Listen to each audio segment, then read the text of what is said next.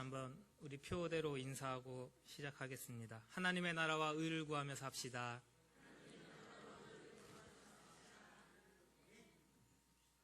자, 제가 올 연초일 거예요. 1월 달쯤에.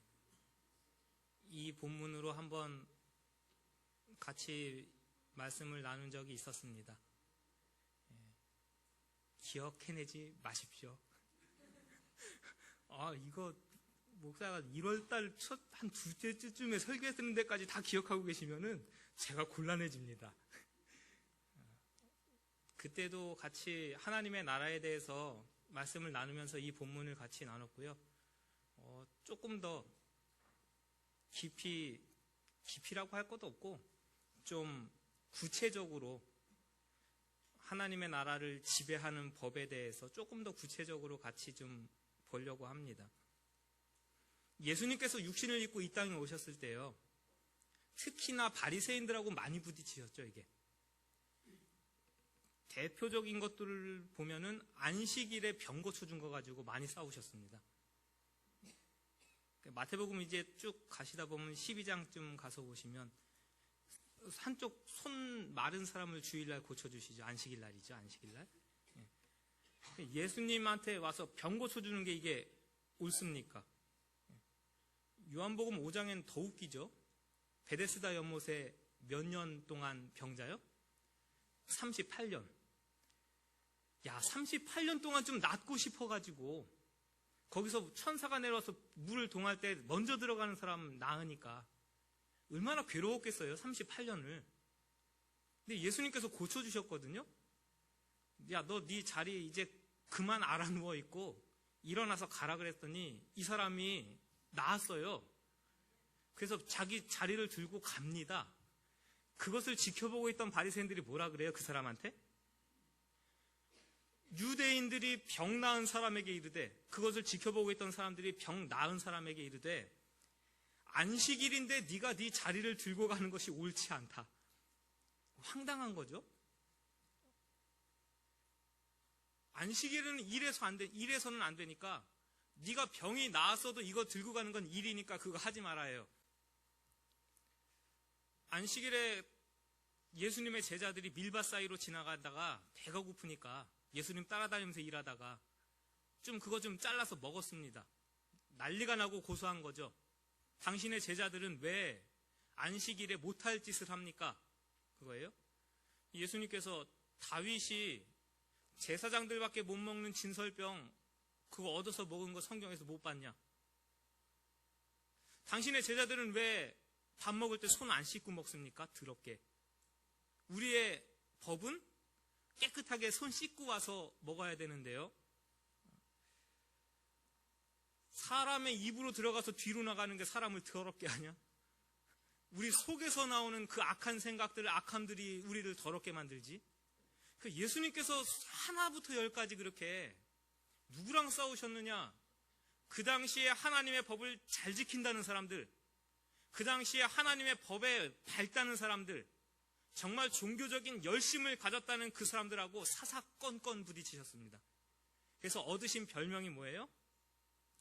율법을 폐하는 자다, 이 사람은.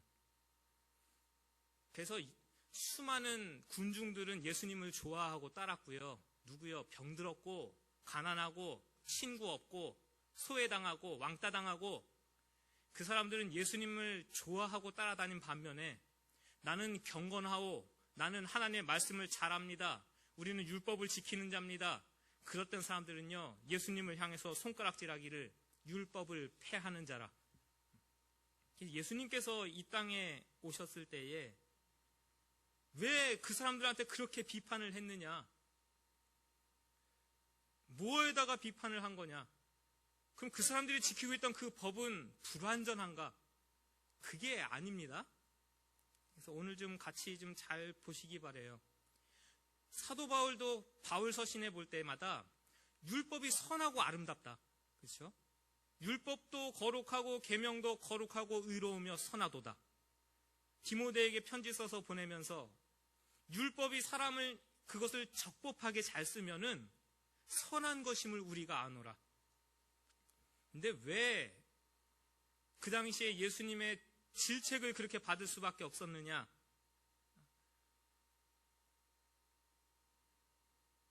그 당시에 바리새인들이 뭘 했냐면 예전에도 설명드렸었어요. 울타리 친 거죠. 하나님의 법을 잘 지키기 위해서 또 세분화된 것을 만들어 놓은 겁니다. 예를 들어서 구약에 밥 먹기 전에 손 씻고 먹으세요라는 법이 있었을까요? 성경 읽으시다 그런 거 발견하십니까? 한 번도 발견한 적이 없습니다. 그런데 왜 예수님의 제자들에게 손 안 씻고 먹는다고 난리를 쳐요?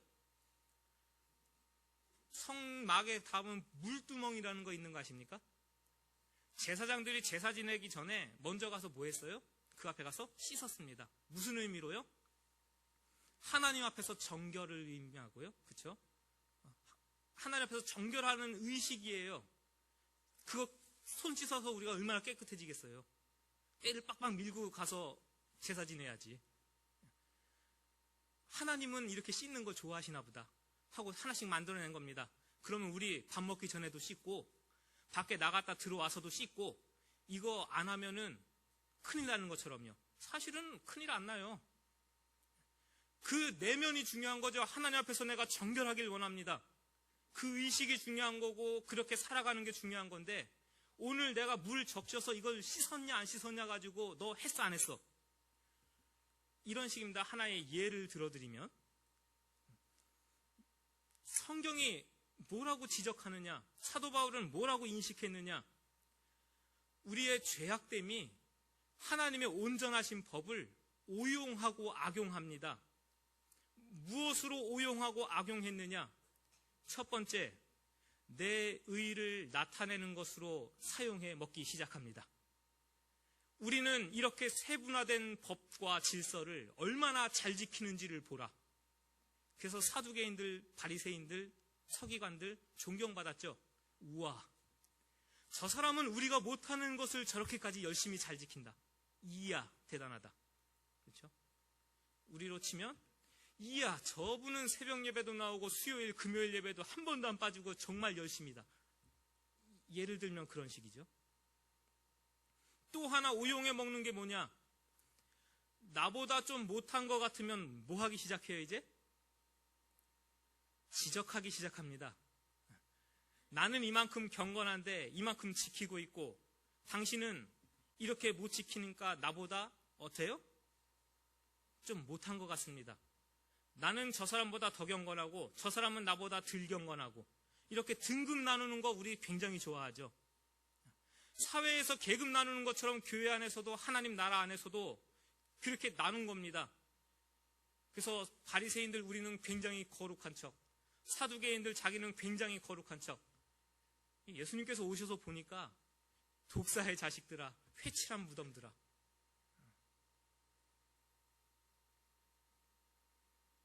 또 하나, 율법이 죄악된 것으로 우리가 율법을 다루고 하나님의 법 앞에 서니까 뭐가 자꾸 드러나요? 죄의식이요.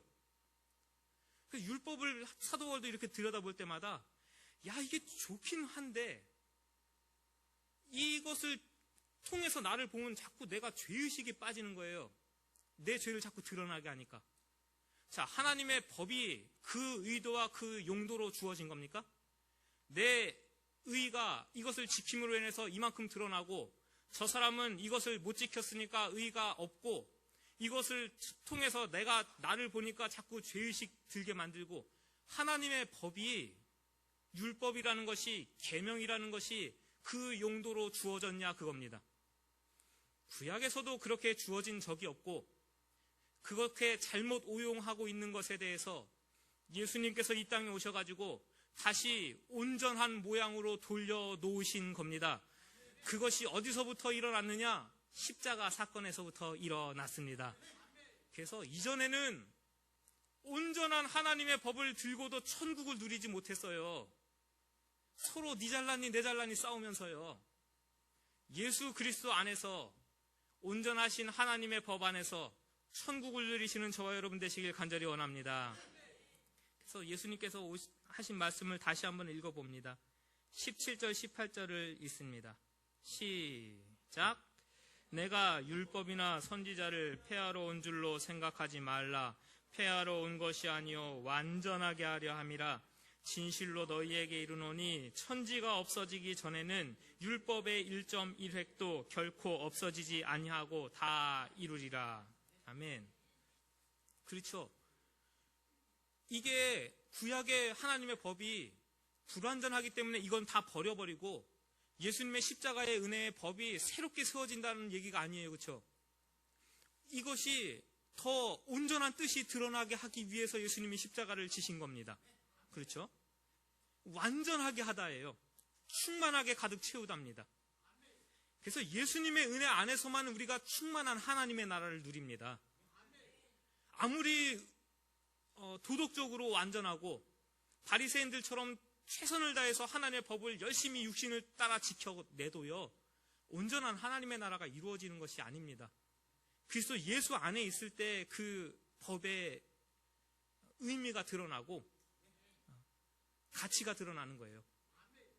그럼 예수님께서 하나님의 법을 완성하시면서 드러낸 하나님 나라의 제일 되는 가치는 무엇이냐 그겁니다. 하나님 나라를 지배하고 다스리는, 우리를 지배하는 하나님의 제일 되는 원칙과 법이 무엇이냐 그거예요. 제가 이거 이렇게 하나 뽑아왔습니다. 각 나라의 헌법의 1조 1항이 뭔지 아십니까? 그 나라의 이념과 그 나라의 운영 가치를 정의하고 있어요. 예를 들면 이런 겁니다. 네덜란드 왕국 안에 있는 모든 사람은 평등한 상황에서 평등하게 대우된다. 종교, 신념, 믿음, 정치적 의견, 인종, 성별 혹은 그 기타 어떤 사유의 기초에서도 차별 대우는 허용되지 않는다. 이게 네덜란드라는 나라가 세워지고 그 나라 안에 사는 사람들이 제일 지배받는 1원칙입니다. 제가 되게 충격적으로 바라본 건 캐나다예요. 야, 이게 미국이면 이해가 되는데, 제가 읽어드릴게 들어보세요. 캐나다 헌법 1조. 우리 국가 명칭은 The Federation of Canada. Federation은 연방, 연합 그런 뜻이니까 캐나다 연합, 캐나다 연방 그 정도 되겠죠? 이렇게 명칭한다. 이 다음부터예요. 이 캐나다 연방은 민주주의 국가이자 천국에 봉헌된 국가이다. 그렇죠? 캐나다 연방의 주권은 하나님께 있지만 전 권력은 하나님의 권력을 위임한 국민으로부터 나온다. 멋있지 않습니까? 저는 캐나다의 1조 1항이 이렇다는 걸 오늘 처음 알았고요. 하나님께 있다, 우리나라의 주권은. 그리고 그 주권을 위임받은 국민에게로부터 모든 권력이 나온다. 이게 캐나다가 세워진 국가 이념이에요. 독일, 인간의 존엄성은 침해되어서는 안 되며 국가는 이 불가침의 원칙은 확인하고 보호할 의무를 지닌다. 프랑스 법 앞에서는 출신, 인종, 종교 구분 없이 모든 국민의 평등을 지킨다. 그렇죠. 프랑스 혁명의 자유평등, 박애, 이 정신을 계속해서 이어가는 겁니다. 대한민국은요? 혹시 아십니까? 대한민국을 살아가는 저와 여러분들이요. 우리나라가 세워진 국가 이념이 뭔지 아십니까? 우리는 뭐에 의해 다스림받고 어떤 사상과 사고 안에서 이 나라를 살아가는가? 대한민국은 민주공화국이다. 그 다음에 우리 변호인 보신 분들,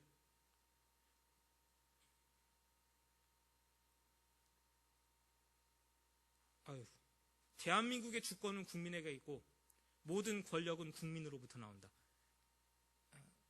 이게 대한민국의 건립 이념입니다. 모든 주인의 권리는 국민에게 있고 권력이 있는 것 같지만 그 모든 권력은 누구에서부터 나온다? 국민에게서부터 나오니 국민이 우리나라의 주인이다. 이게 우리나라의 이념입니다. 하나님 나라를 살아가는 이념은 뭡니까 그럼? 주권은 하나님께로부터? 이제 말씀을 통해서 그거를 우리 같이 보는 겁니다. 하나님 나라를 지배하는 원리, 우리는 어떤 것에 지배받고 살아가는 것입니까? 나라에서는 나라의 지배 원리, 나라의 설립 원리를 가지고 우리 나라를 살아가는 백성들이요, 우리는 이 원리 안에서 살아갑니다라는 것을 가르치고 우리에게 제공합니다. 하나님 나라를 살아가는 성도들이요, 하나님 나라는 이런 원리 가운데 우리들이 살아가는 사람들입니다라는 것을 성경은 분명히 알려줍니다. 우리는 명확히 알고 있어야 되고요, 아는 만큼 우리는 그 나라를 살아갈 수 있는 겁니다. 성경에서 몇 차례 보여주시는 거죠. 예수님을 찾아옵니다. 얼마나 계명들과 율법들이 많은지 묻죠. 예수님, 하나님 나라에서 가장 큰 계명이 무엇입니까? 라고 물을 때 예수님께서 아주 명쾌하게 대답해 주시는 게 뭡니까? 그게 사실 정답이에요. 내 마음을 다하고 목숨을 다하고 뜻을 다하여 주 너의 하나님을 사랑하라. 첫째, 둘째 나눠놓으니까는 1번, 2번 이 상하위 개념이 아닙니다. 평등 개념이에요. 둘째는 이와 같으니 내 이웃을 내 몸과 같이 사랑하라. 이 두 계명 말씀 안에서 구약의 모든 계명이 다 들어있다 하고 요약해서 정리를 해주시죠. 율법의 기반은 무엇이냐? 사랑입니다. 그럼 구약에는 이 사랑이 없었느냐? 아니에요. 이스라엘 백성들에게 10계명을 주면서 이 계명을 지키면 복을 받고, 이 계명을 안 지키면 벌을 받고, 이 계명대로 살면 천국에서 큰 상을 받고, 이 계명대로 안 살면 천국에서 상이 없고, 이 개념으로 주신 것이 아닙니다. 1계명부터 4계명까지 누구를 사랑하라고요? 하나님 사랑하라고요. 5계명부터는 내 부모를 공경하라부터 10계명까지 내 이웃에게 거짓 증거하지 말고 빼앗지 말고 누구를 사랑하라고요? 이웃을 사랑하라고요. 그래서 내가 잘났네 못났네 따지고 나보다 잘하네 못하네 따지지 말라고요. 내가 하나님 앞에서 나 하나님을 사랑하는 법으로 주신 거고 내 이웃을 사랑하는 법으로 주신 거니까 나는 그 법의 지배를 받고 살면 그뿐입니다. 그렇게 살면 하나님이 인정하신다는 거예요. 이 법에 대해서 가르치시면서 무엇을 또 이야기하느냐? 이 사랑의 계명에 대해서 이해하지 못하면 19절도 이해가 안 되는 겁니다. 19절을 다시 같이 한번 읽습니다. 시작.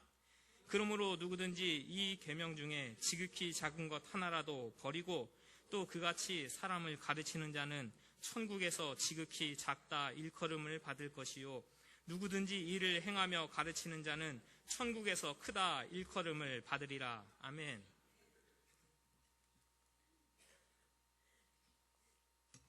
완성된 율법, 사랑의 법, 그 안에서 지금 하나님 나라 안에서 누가 큰가 또 예수님께서 가르치시는 거죠. 자, 올해만 글쎄 또 기회가 있겠죠. 올해는 하나님의 나라에 대해서 계속해서 보고 있는 중이니까 도봉성산교회 성도님들은 적어도 이런 정도의 지식과 식견은 있으셔야 됩니다. 나라라는 것은 무엇입니까? 하나님의 나라, 다스림의 개념이고 통치의 개념이라고 벌써 수십 번 이야기를 드린 겁니다. 오늘같이 20절처럼 결코 천국에 들어가지 못하리라 그러니까 죽은 다음에 우리가 천국에 가는 것을 못 들어가는 줄로 착각하십니다. 그거 아니에요. 그런 거 아닙니다. 그런 개념 아니에요. 우리가 죽어서 가는 천국, 파라다이스라는 것은 성경에 딱 3번 등장합니다. 신약에. 나중에 어딘지 찾아보세요. 계시록에 한번 정답. 계시록 2장 7절에. 그 다음에는요. 고린도후서 12장에 사도 바울이 내가 3층 천에 올라가서 파라다이스를 하나님이 보여주셨다. 내가 거기서 사람이 알아들을 수 없는 천사가 하는 말을 듣고 왔다. 그때 거기서 낙원이라는 것이 한번 나와요. 그 다음에 예수님이 십자가의 옆에 달린 강도에게 오늘 네가 나와 함께 낙원에 있으리라 할 때 그 딱 3번만 우리가 영원히 누릴 천국에 대해서 이야기한 거고, 나머지 성경에서 말하는 하나님의 나라, 하늘나라 전부 다 뭐냐? 우리가 이 땅에서도 누리고 나중에 천국에서도 누릴 모든 영역입니다.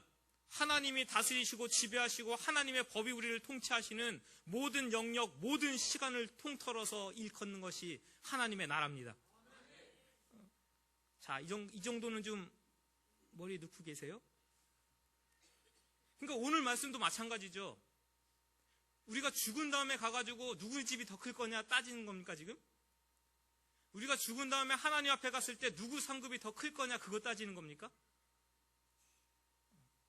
오늘 우리의 삶 가운데서 하나님이 크게 보시는 사람들이 있다는 겁니다. 오늘 우리의 삶 가운데 하나님께서 조금 더 분발했으면 좋겠다 하는 안타까움으로 바라보는 삶도 있을 거란 얘기입니다. 자, 당시에 그릇된 율법관에 의해서 크고 작은 걸 나눈 거죠, 사실. 이 계명들은 정말 크다. 주로 어떤 거예요, 그게? 하나님과 관계된 거였겠죠. 그럼으로 인해서 발생된 악용이 고르반 같은 거죠. 내 부모를 공경하라고 그랬는데 뭐예요? 이거 하나님께 헌금 드리고 부모님께 공경할 게 없습니다. 하나님께 바친 바 되었습니다. 그러면 손 털고 끝. 이런 나쁜 사람들, 그쵸? 왜요? 하나님께 드리는 것은 큰 계명이고 내 부모를 공경하는 것은 그거보다 하위 개념이니까 이걸로 했으면 그만이고 이것은 안 해도 그만. 그런 식으로 나눈 겁니다, 사실은. 그래서 예수님께서 오셨을 때 오늘 같은 말씀이죠. 이게 작다고요? 천만의 말씀이란 얘기예요. 이것이 작다고 그것을 내버리는 사람은 하나님 나라에서도 하나님이 인정하실 때에 작다예요. 그러나 이 작은 것 같지만 이거 하나님의 법인 줄 알고 최선을 다해서 지키면서 살아가는 그 사람은 하나님이 보실 때는 큰 자란 얘기입니다. 그럼 무엇이에요? 하나님의 사랑의 법 안에서 우리는 지켜가는 겁니다. 내 이웃을 사랑하고 하나님을 사랑하는 그 사랑의 완성된 법이 없는데 바리새인들처럼요, 아무리 큰 계명들 열심히 지키고 살아봐요. 뭐만 자꾸 드러나요? 나 잘났다만 자꾸 드러나는데, 너는 못났다만 자꾸 드러나는데, 그 하나님께서 크게 보시겠냐 그겁니다. 하나님 나라에서 작다 그거예요. 이게 단순히 율법의 개념에서만 그러냐 그겁니다. 고린도전서 12장이 무슨 장입니까? 그건 13장이고. 그렇죠, 은사죠. 은사에는 대자 그러면 한두 끝도 없이 나오죠? 방언도 있고, 통변도 있고, 병 고치는 은사도 있고, 말씀의 은사, 가르치는 거, 섬기는 거, 밥하는 것도 은사, 성가대도 은사, 반주하는 것도 은사, 저 뒤에서 PPT 이거 누르고 있는 것도 은사, 전부 다요. 고린도 교회에 무슨 사건이 벌어졌습니까?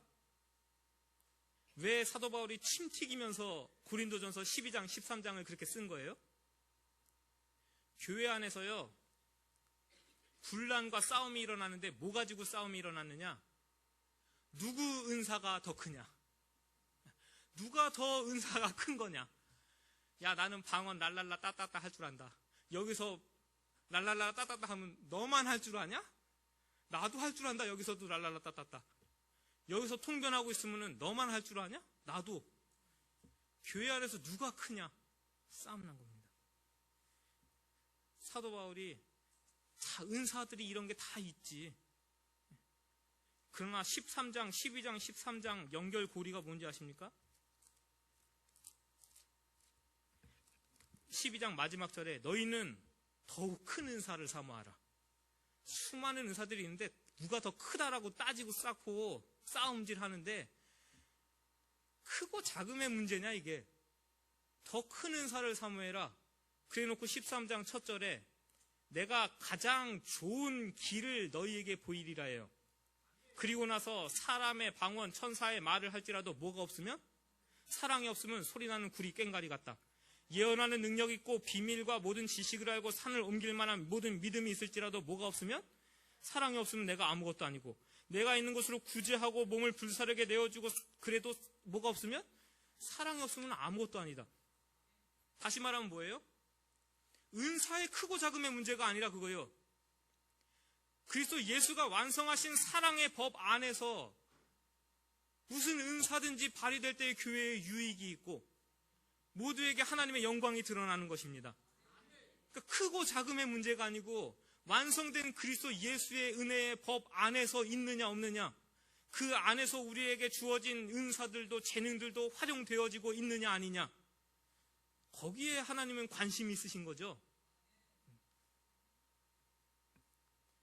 오늘 우리가 사랑의 법 안에 있기를 간절히 원합니다. 오늘도 시간이 하나만 더, 우리는 믿음이라는 장치 안에서 좀 게으를 수 있습니다. 하나님의 나라를 살아가는 것에 대해서 게으를 수가 있기 때문에 우리 1년 동안 하나님의 나라에 대한 것을 계속해서 나누겠습니다. 난 믿었으니까 구원받았지, 난 천국 가면 됐지, 이러고 퍽 퍼져 있는 것이 성도의 모습이 아닙니다. 하나님의 나라를 살아가기 위해서 애쓰고 투쟁하는 거예요. 하나님의 사랑의 법이 나를 지배하기 위해서 애쓰고 수고하면서 나아가는 겁니다. 그래서 마지막 오늘 읽은 절에 예수님께서 너희 의의가 서기관과 바리새인들보다 낫지 않으면 하나님의 나라를 들어갈 수 없다. 우리 문자적으로 사실 이렇게 살아갈 수 없습니다. 그 사람들 못 당해요. 제가 진짜 너희들한테는 두 손 두 발 다 들었다 했던 게, 그 호텔 안에 엘리베이터 보고 제가 항복이에요. 이거 누르는 것도 일이라 그거예요. 그래서 이게 없어요. 층 누르는 게. 그 큰 호텔에. 가이드가 뭐라는, 이거 유대인들 좀 골수분자들이 타는 엘리베이터입니다. 층마다 그냥 다 섭니다. 타가지고 내가 쓰는 층에서 타서 아무것도 안 눌러도 엘리베이터는 내려갑니다. 물론 층마다 다 쓰겠죠. 그러나 그것 누르는 것도 일이기 때문에 나 이거 안 누르고 그냥 타서 내려가게. 그 사람들을 율법적인 의의로 어떻게 이겨요? 지독한 사람들이에요. 로마가 이스라엘을 지배하면서 이 사람들에게 면제해 준 게 두 가지입니다. 이 유대인들에게 면제해 준 거 두 가지. 로마가 점령한 모든 지역에는 황제의 상을 세웠습니다. 로마 황제의 상. 거기다가 제사 지내라. 유대인들을 이게 허용이 됐을까요? 안 됐을까요? 차라리 우리를 다 죽이고 세워라. 그리고 반발하고 나서니까 알았다. 유대인 너희 지역에는 황제상 안 세울게. 이게 유대인들에게 주어진 1번 특권. 두 번째 특권이 뭐였게요? 군대 면제. 왜요? 싸움을 못해서? 아니에요. 이 사람들이 안식일만 되면요, 행군하고 가다가도 몇 발짝 이상 가면 어떻게 해야 돼요? 우리를 죽여라. 차라리 난 더 이상 못 걸어가겠다. 왜? 오늘 안식일이고 이 이상 걸어가는 건 범죄다. 이게 통솔이 됩니까, 군대가? 이놈의 유대인들 때문에 군대 지휘 체계가 다 무너지고 통솔이 안 되는 거예요, 로마군이. 그래서 차라리 얘네들은 군대 면제해주는 대신 세금이나 많이 받자. 그래서 유대인들한테는 그 두 가지 면제해주고 세금 받은 거예요. 나름대로 열심히 살았고요. 이 사람들 하나님 앞에서 의롭기 위해서 최선을 다하면서 사는 사람들이에요. 예수님이 이 땅에 오셨을 때에 저와 여러분들에게 믿었으니까 됐다. 그랬으면 저도 상당히 편했을 것 같아요. 그런데 아니에요. 우리의 의의가 서기관과 바리새인보다 낫지 않으면 하나님의 나라가 우리가 체험하기가 어렵다라는 것을 마지막으로 보여주십니다. 자, 걱정하지 마십시오. 우리가 할 수 있는 문제가 아닙니다. 온전하신 그리스도 예수의 법이 우리 안에 있을 때 우리가 이걸 가능하게 하는 겁니다. 그리스도 예수의 십자가의 은혜가 있을 때 우리는 이 하나님의 나라를 온전히 이룰 수 있습니다. 왜 가능하냐? 예수님께서 친히 이것을 가능하게 하신 것을 보여주셨고요. 우리는 그 뒤를 따라가는 자들이기 때문에 가능합니다. 아멘. 자, 하나님의 사랑의 법이에요. 그럼 제가 물어봅니다. 저는 이 질문을 몇 주 동안 했어요. 사실 저번 주에는 원로 목사님이 설교를 하시니까 본문을 이걸 정해놓고 2주 동안 고민입니다. 여러분들 한번 스스로 대답을 한번 해보십시오. 크게 안 하셔도 되니까 마음으로. 하나님을 사랑한다는 것은 뭡니까? 답이 한 번에 탁 떠오르시나요? 이렇게? 저 되게 고민됐어요. 저도 하나님 사랑해요. 목사가 2주일 동안 머리털을 쥐어뜯으면서 고민할 정도면 성도님들도 이 질문이 떨어졌을 때 분명히 고민되겠다. 나름대로 대답이 있으신 분은 할렐루야입니다. 난 하나님을 사랑하는 것은 이거다. 예배의 자리에 참석하는 거, 헌금하는 거, 봉사하는 거, 섬기는 거. 하나님을 사랑하는 나름대로의 방법은 여러 가지겠죠. 자, 제가 2주 동안 고민한 것에 대해서 발표합니다. 저도 참 여러 가지 고민하다가 하나님께서 저에게 보여주시는 건 요거였습니다 하고 지금 같이 나누는 거예요. 감람산에 올라가서 기도하시는 모습을 성경을 통해서 보여주시는 거죠. 저는 들리는 거 없습니다. 보이는 것도 없고요. 새벽 예배에 앉아 있어도 아무것도 안 들려요. 그냥 여러분 가정 위에서 기도하고 내려오는 게 끝입니다. 그리고 나와서 책상 앞에 앉아서 성경을 쳐다볼 때 저에게 보여주시는 거는 어느 구절들, 어느 상황들이에요. 예수님께서 감람산에 올라가셔서 십자가를 지시기 전에 기도하시는 모습을 보여주시는데요. 야, 그렇구나. 하나님을 사랑한다는 것은 이 모습이다라는 것을 보여주시는 겁니다. 뭐라고 기도하세요? 아버지요, 나도 이 잔 실소이다. 이거 괴롭고 힘든 건데 이 십자가를 좀 지나가게 하시면 안 되겠습니까? 그 다음에 하나님을 사랑하는 마음입니다. 그러나 뭐예요? 내 원대로 마시고 아버지의 뜻대로 되기를 원합니다. 이것이 하나님을 사랑하는 겁니다. 제가 생각할 땐 이게 하나님을 사랑하는 거예요. 예수님이 하나님을 사랑하는 방법으로 보여주신 것은 내 원대로 되는 것이 아니라 하나님의 뜻대로 되어지길 간절히 원합니다. 내 삶을 통해서, 내 사역을 통해서, 내 사명을 통해서 하나님의 뜻이 이루어지기를 간절히 원합니다. 때로는 그게 괴롭고 힘들어서 지기 싫은데도요. 그러나 하나님의 뜻을 위해서라면 내가 이것을 집니다. 하나님을 사랑하는 겁니다. 그래서 하나님을 사랑하는 자는 첫째, 하나님의 뜻이 무엇인지를 알고 이해합니다. 1년에 한 번 정도는 성경 읽기에 도전하십시오. 그냥 한 달에 그냥 주구장창 읽어가지고 그냥 한 번 끝! 이렇게 던지지 마시고 하루에 3장씩만 읽으십시오. 그 안에서 오늘 나에게 하나님이 하시는 말씀이 뭐고 하나님이 나에게 의도하시는 뜻이 무엇인지를 이해하는 사람은 하나님을 사랑하는 사람입니다. 예수님이 하나님의 뜻을 알았기 때문에 하나님을 사랑하는 길로 가는 거죠. 두 번째, 뭘 아느냐? 하나님을 사랑하는 사람은 나에게 주어진 사명과 십자가를 아는 것은 하나님을 사랑하는 길입니다. 예수님이 자기가 져야 될 십자가를 아시는 거죠. 나에게 주어진 사명을 아는 겁니다.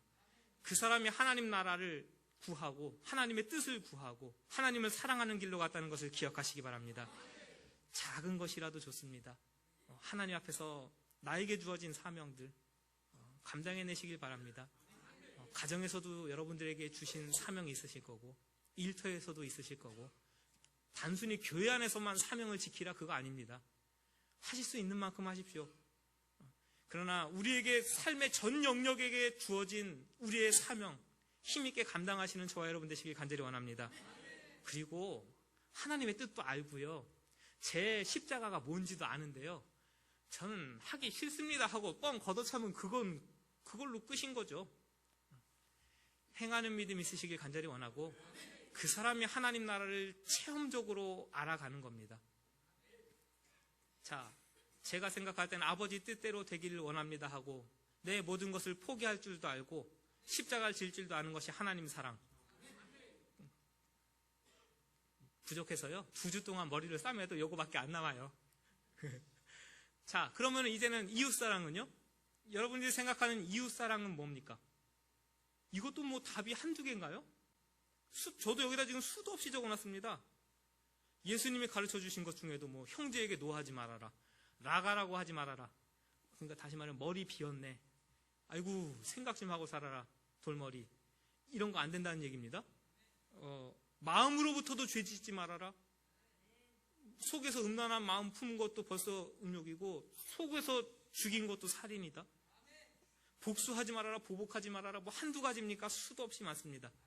그러면 예수님이 보여주신 하나님이 이웃을 사랑하라고 하신 그 모범은 도대체 무엇일까라고 또 생각해 볼 때 예수님이 완성하신 하나님의 법 안에서 이웃을 사랑하는 것은 도대체 뭐냐라고 돌아볼 때 따라하십시오. 대신, 짊어짐. 예수님이 우리를 사랑하신 방법이죠. 오늘 성가대 찬송을 제가 이렇게 듣다가 우리 죄를 대신해서 지신 거죠. 은혜스럽습니다. 예수님의 십자가를 지신 모습은 그겁니다. 우리가 연약해서 할 수 없는 그 죄악의 짐을 대신 짊어짐으로 우리를 향하신 사랑을 확증하신 겁니다. 그렇죠? 사도 바울도 갈라디아 교회에다가 편지 써서 보내면서요, 형제들아, 사람이 만일 무슨 범죄한 일이 드러나거든, 범죄한 일이 우리 가운데 드러날 거 한두 가지입니까? 누구나 다 드러납니다. 연약한 거 다 드러나죠. 부족한 거 다 드러납니다. 신령한 너희는 온유한 심정으로 그러한 자를 바로잡고 너 자신도 살펴보아서 시험을 받을까 두려워하라.